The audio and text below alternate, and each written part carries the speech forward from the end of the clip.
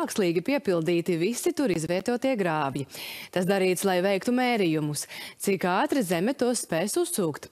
Tas Latvijā ir samērā jauns veids, kā risināt lietus ūdens jautājumu. Lai gan Latvija tikai iepazīst šo pieeju, Eiropā tā jau ir gana populāra. Plašāk stāsta Artūrs Olševskis.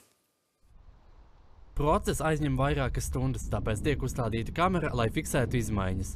Dzīvojamo namu kompleksā Turēdas ielā Rīgā nav pieslēguma pilsētas lietus kanalizācijas sistēmai, līdz ar to lietus ūdenim nav kur palikt. Stipru lietus gāžu laikā pagalmā uzkrājas ap 120 kubikmetru ūdens.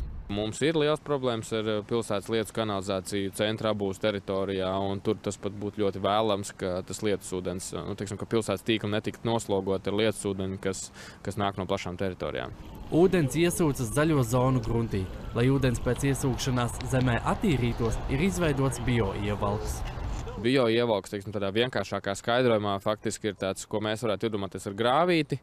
Vizuāli tas ir grāvīts, kas ir apstādīts ar augiem, un grāvītim tā neredzamā daļa ir vairāki grunts slāņi, kur ir smilšu un melnzemes maisījums ar auglīgo augsni, lai augi varētu dzīvot. Pasaulē ir daudz datu par šādas pieejas efektivitāti, taču Latvijā tādi mērījumi notiek pirmo reizi.